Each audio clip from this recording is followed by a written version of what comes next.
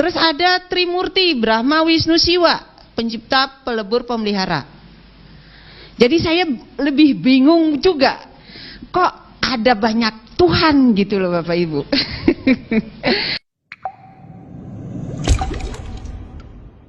Bismillahirrahmanirrahim. Baik Bapak Ibu, kenapa saya masuk Islam?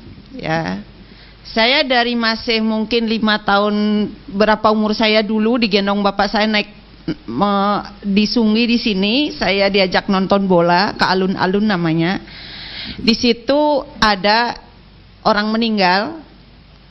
Orang meninggal itu diaben, dibakar dan sebagainya. Dan saya udah ketakutan duluan. Kalau setiap saya ngelihat orang mati, saya merinding dan bisa sakit panas dingin gitu. Nah dari situ saya sudah bercita-cita, tidak ngerti apakah agama saya doang. Saya tidak ngerti agama yang lain gitu. Akhirnya saya mencari tahu, kebetulan saya saudara 11 orang Bapak Ibu. Saya yang nomor 11. Kesebelasan. Ya. Jadi beragam, itu ada tentara, ada guru, ada semua kerja, sampai saya kerja, guru dan bisnis juga. Kalau di Bali itu harus serabutan Bapak Ibu kerjanya, karena kita menerima tamu, kreativitas luar biasa. Jadi di situ saya berpikir, saya punya kakak guru agama Hindu, kepala sekolah lagi. Setiap di kelas jangan bertanya ya, selalu saya ditekan. Kenapa nggak boleh bertanya?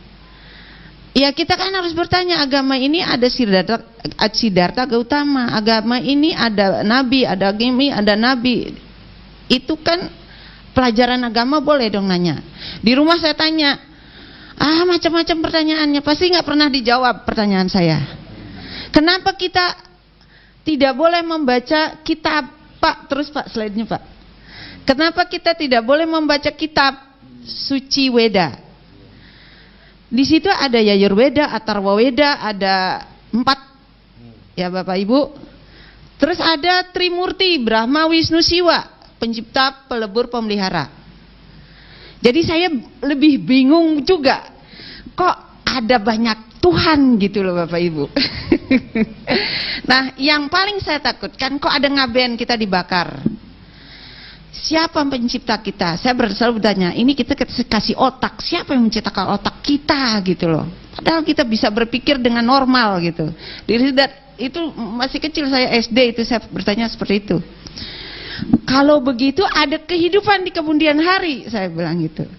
Tidaklah, kata kakak saya, itu mah sebagai casing aja katanya. Dibakar ya dibakar, seperti burung sangkar, tempat burungnya dibakar ya itunya terbang ke atas, kayak cerita anak kecil didongengin saya ya, selalu begitu. Nah berlanjut kemudian, apa arti ngaben? Ngabisin biaya, orang miskin dan sebagainya harus ngaben kan, seperti itu. Jadinya kalau dipikir, kok orang India nggak pakai sajenan, orang Bali libet pakai sajenan. Nah, saya berpikir juga di situ, kenapa saya kasta bawah, ksatria, bukan Brahmana. Di situ ada pendeta Hindu, Pak, pendetanya Pak. Nah, di situ ada pemujaan. Di pura besar itu bersama, di pura di rumah itu merajan namanya. Saya selalu bertanya, tengah malam bapak saya itu jam 2 selalu, kalau kita tuh sholat malam, kalau bapak saya tuh selalu sembahyang malam.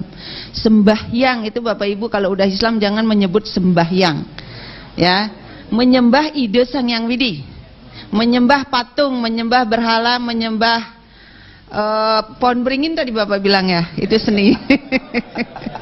Pohon beringin itu diselimutin pakai putih sama hitam. Putih itu suci, hitam itu melebur, hitam gelap. Jadi ada di situ ada.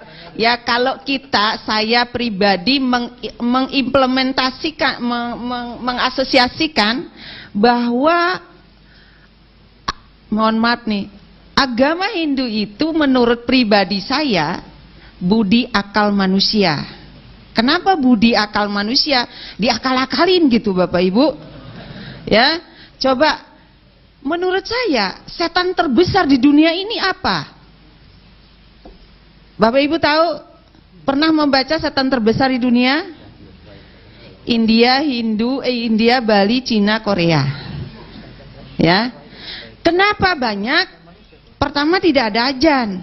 Dijemput setannya, dipakai sajenan, dipakai potong ayam putih, hitam, disajikan di situ.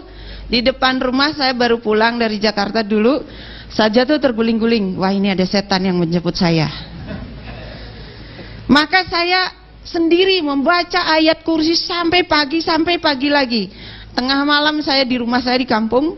Rumah saya tidak pakai tidak pakai pagar karena blong begitu. Saya perhatikan, saya di situ di tengah ada tuyul 7 yang nginterin saya. Kakak saya berperang dengan saya begini, kamu pulang jangan pakai jilbab. Saya nggak suka. Waduh, ini kakak udah ketularan setan nih, masuk nih setan. Karena iya Bapak Ibu, setan itu jemput, disembah. Setan itu tidak dijemput. Kalau Bapak Ibu ajan, pintu jangan dibuka. Karena itu apa? Mohon maaf,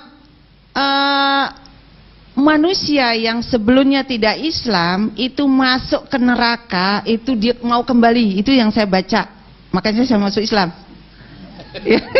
Itu kembali ke dunia. Saya minta taubat ya Allah, saya ingin berbuat baik ya Allah. Itu hidup sesudah mati, saya baca itu. Dia bertobat, makanya dia ada di pintu-pintu yang adem. Maka kalau ajan jangan buka pintu, itu disebut dengan setan tidak diundang. Tapi kalau di Bali itulah setan diundang, karena disiapkan sajenan.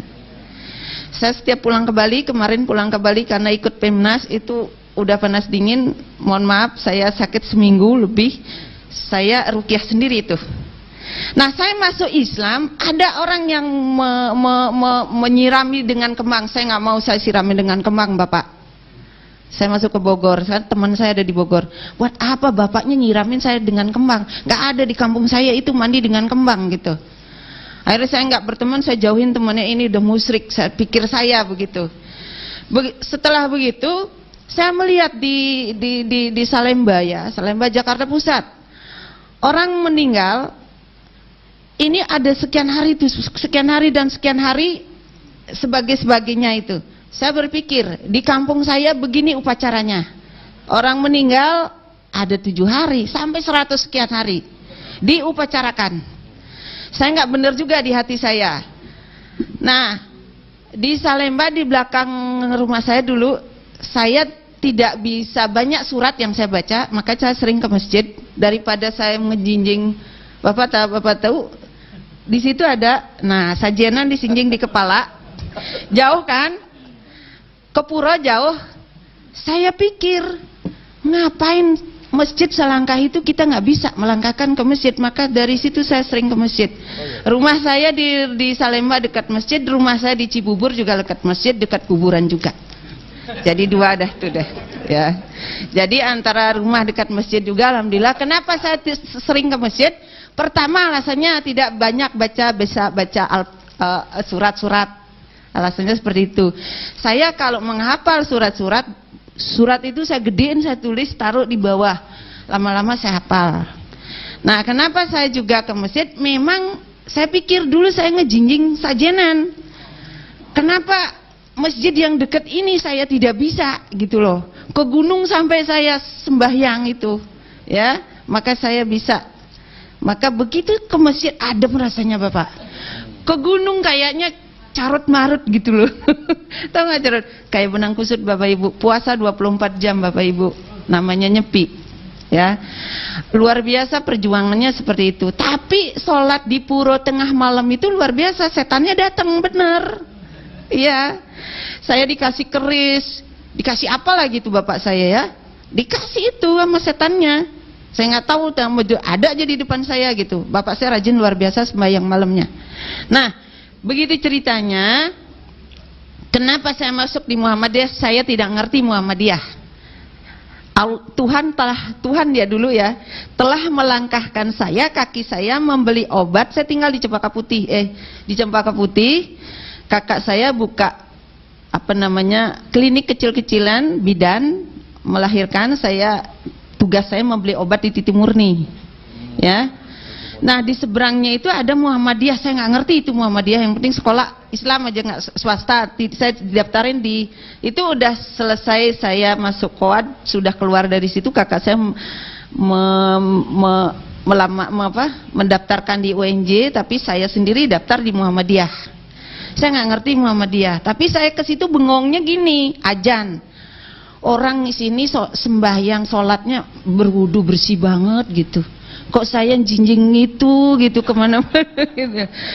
Saya mikir di situ, bagaimana orang nanti setelah mati gitu, Pak, yang tadi bakar mayat Pak, ya, ngaben Pak. Nah, sebelumnya, nah itu, nah saya pikir begini, saya orang Hindu masih itu, ya, kalau saya terus seperti ini ngambang hidup saya. Saya masuk aja deh Muhammadiyah ini, murah lagi. Waktu murah. Murah banget bener.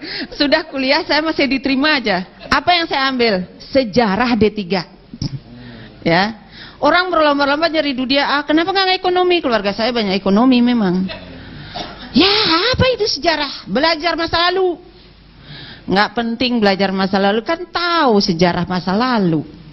Ya, masa kini pembaruan nggak ada. Aduh, orang Bali itu nggak boleh belajar sejarah sedikit. Mau ngajar apa? Ngajar sejarah di SD nggak ada sejarah. Kakak saya udah mantengin tuh PGSD. Ya, nggak apa-apa di Muhammadiyah kan cuman belajar doang. Kita nggak cari agamanya, belajar doang. Saya bilang gitu. Ya udah lanjutlah. Kakak saya agak streng karena dia angkatan darat. Nah, setelah berlanjut kuliah, di situ saya bengong setiap maghrib, saya bengong lihat orang berwudu di depan Masjid Muhammadiyah Kramat, Salemba. Setelah itu saya masuk ke perpustakaan, baca-baca buku silsilah agama Islam, silsilah Nabi dan sebagainya. Semakin saya membaca, hati saya semakin bergetar. Nah, begitu saya sembahyang malam, ini lanjut cerita ya Pak, terlalu panjang, nanti cerita saya panjang banget ya. Kakak saya yang pertama itu rajin juga sholat malam, sembahyang malamnya. Pakai dupa Bapak Ibu, pakai dupa, tahu kan dupa? Ya, sama mungkin kalau orang Buddha ya Pak ya, pakai dupa. Nah, kakak saya sembahyang di depan. Ya Tuhan, saya masih bingung, belum menemukan. Saya nanya ke sini, nggak ada yang jawab saya. Saya nanya ke sini, nggak ada jawab saya. Berikan saya yang terbaik ya Tuhan. Hidup matiku Engkau yang menciptakan. Otak saya ini siapa, kok saya bisa cerdas gitu loh. Itu yang pertanyaan saya. Saya bertanya kepada Tuhan saja. Saya diajakin sembahyang, maka kakak saya berikan saya petunjuk. Saya paksa Tuhan saya, berikan saya petunjuk. Saya nggak mau galau seperti ini. Bukannya galau bahasanya ya, bingung ya. Setiap Sabtu Minggu saya ke Ramangun. Ramangun itu ngajar nari ya, ngajar nari Bali dan sebagainya. Tapi begitu saya meyakinkan itu, tari Bali saya tinggalkan semua, saya tinggalkan. Saya aktif di saya aktif di Pemuda Islam ya. Terus saya aktif membaca, saya aktif setiap aktif itu saya bilang bikin tugas dengan teman. Padahal saya nggak mau ke Ramangun lagi gitu maksud saya. Nah, berlanjut seperti itu, tengah malam itu kakak saya di depan saya minta diajarin sholat. Tadinya memang praktek sholat, waktu itu saya udah kuliah, praktek sholat waktu itu di kampus. Guru saya, dosen saya itu waktu itu Pak Jamasari ya, praktek sholat saya. Nah, saya dipikir saya mimpi praktek sholat itu, kok kakak saya masih begini di depan. Lah, salah saya. Waduh, saya kok begini-begini tadi gitu. Maksudnya apa ya? Saya bengong aja Bapak Ibu. Saya yakin Tuhan, Engkau tadi berikan petunjuk saya ngomong biasa. Kalau memang ini petunjuknya, hari ini dan seterusnya saya akan melakukan apa gerakan tadi itu. Saya nggak ngerti ya. Udah besoknya kayaknya udah full deh, saya ke sono condongnya sholat itu, saya nggak ngerti sholat juga, ya. Pokoknya ikutin, maka dari itu saya sering aja ke masjid. Masjid mana saya ini, karena ngikutin surat-suratnya itu, saya nggak hafal gitu loh. Awalnya dari situ, karena di Cempaka Putih itu rumah saya, di sini rumah, di sana masjid juga, deket banget. Begitu saya jam 4 bangun nyapu got sampai ujung, saya masuk ke masjid, karena nggak punya mukena juga waktu itu, ya. Mukena nggak punya di rumah, apalagi sejadah, anjing ada di rumah, kan nggak boleh. Ya gitu. Nah, ngumpet-ngumpet saya sholat. Saya mikir, gimana sholat duhur dan asar ini di rumah? Bingung saya. Kakak ada, kakak ipar, kakak saya nggak ada. Nah, saya mikir, fotokopi ijazah SMA saya ke depan. Ketemu Pak Putu namanya dari Surabaya. Ngomong Bali dia, kerja sama Bapak. Ngomong gitu, kamu dari mana? Dia tahu dia seorang Bali, kerja dengan Bapak. Kerja apaan Pak? Bapak kerja di pabrik sini. Ya boleh Pak. Saya jurusnya sejarah loh Pak, nggak ekonomi. nggak masa kini jurusan saya nggak tahu apa-apa. Ya udah nanti belajar. Itu perjalanan Allah. Karena sumpah saya kepada Allah gini, ya Tuhan, saya ini sudah bercebur basah. Mohon petunjukmu. Kun payakun, saya bilang gitu. Kun payakun itu dari mana dapatnya, saya nguping gitu Pak. Nggak ngerti kun payakun itu apa, ya. Terus satu lagi saya dengar lagi ceramah di masjid, kalau orang hijrah itu mendingan keluar dari pulaumu biar aman, katanya gitu. Oh iya bener juga, masa saya nggak pulang-pulang? Saya pikir begitu. Saya masih ada orang tua waktu itu, saya pulang setahun sekali. Yang singkat kata, yang saya takutkan reinkarnasi Pak. Yang saya takutkan, Hindu itu adalah reinkarnasinya, bukan manusianya. Yang saya takutkan, reinkarnasi itu hidup setelah mati. Jadi roh kakek saya katanya numitis ke badan saya. Bagaimana mengeluarkan itu? Saya ruqyah sendiri, ya. Jadi mengeluarkan itu luar biasa. Keluarnya itu di Arab Pak. Saya haji tahun 2010, umrah udah 2 kali, yang kedua kalinya keluar. Mohon maafnya keluarnya hitam. Begitu saya puterin air jam-jamnya 7 kali, ini saya membuang roh-roh jahat saya yang waktu saya masih Hindu. Saya buang, saya ke kamar mandi, hitam itu keluar. Kayaknya badan saya itu ringan banget, luar biasa ringannya. Apa Pak pengaruhnya? Emosionalnya tinggi Pak. Emosional tinggi, sakit-sakitan sering, tapi sakitnya nggak pernah jelas. Dokter juga bilang sakitnya nggak jelas, ya. Sakitnya nggak jelas, benar, pindah sana pindah sini, pusingnya nggak karuan-karuan gitu. Akhirnya saya berupaya, hanya Engkau yang membersihkan roh-roh jahat saya yang ada di badan saya. Nah, itu yang saya perangi, bukan manusia Pak, bukan manusia. Maka kalau ada orang Hindu masuk Islam, di keluarga saya masuk Islam 5 ya Pak. Ponakan saya, kakak saya, yang masih hidup saya sendiri. Karena itu tadi, dia balik ke Bali, nggak hijrah, kan kata itu kalimat, walaupun kalimat ceramah itu segaris 2 baris, saya catat, saya amalkan. Hijrah kamu, keluar kamu dari Bali, misalnya nyebrang dari seberang lautan, maka kelima hanya saya yang masih hidup, ya. Jadi semua itu apa dia dapat hidayahnya, itu adalah semua membaca buku hidup setelah mati. Hidup setelah mati. Jadi hidup setelah mati Islam dengan hidup setelah mati Hindu, di situ ada Pak. Nah, ini yang membuat saya takut Pak.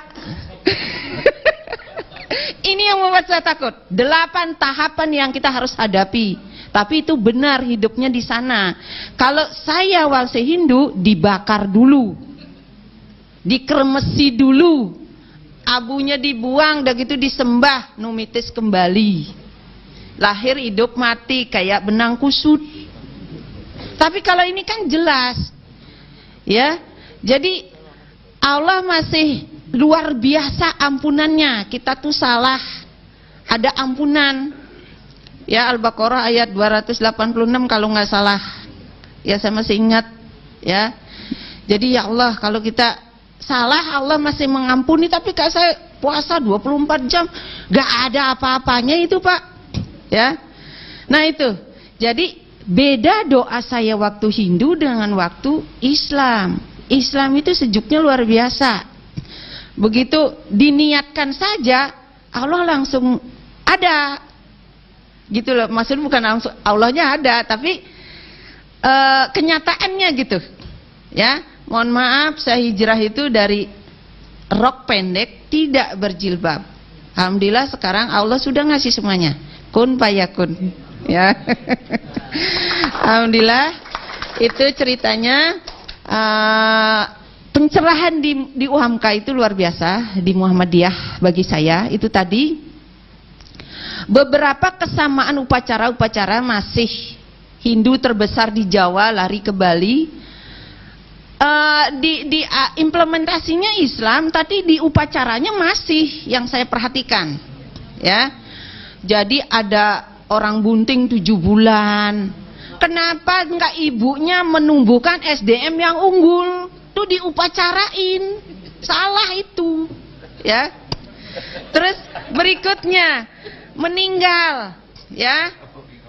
Bingung. Bingungnya Yasinnya itu enggak pernah putus-putus. Tadi pagi saya mengantar orang meninggal sebelah rumah saya. Ayo Mas Yasin. Membaca itu selagi hidup, bukan sekarang. Iya enggak Bapak Ibu? Benar enggak omongan saya? Takut salah saya. Ya. Terus ya, saya udah dikasih waktu 3 menit. Ya. Sebenarnya masih banyak ini saya omongin. Nah, baik Bapak Ibu, pencerahan di Muhammadiyah saya berterima kasih banyak kepada Bapak yang paling atas sekali sampai yang jajarannya yang di lingkungan Muhammadiyah itu kekeluargaannya luar biasa. Ya, saya berterima kasih dapat diterima sampai sekarang. Saya jadi dosen tetap dan saya diamanahkan sebagai ketua pusat kewirausahaan, ya, di UHAMKA. Alhamdulillah, Bapak Ibu, saya promosi dikit boleh ya? Buku saya di Gramedia sudah ada, kewirausahaan untuk perguruan tinggi, dan buku yang baru terbit yang akan itu saya mengenalkan buku di SD. Di SD itu belum ada kewirausahaan.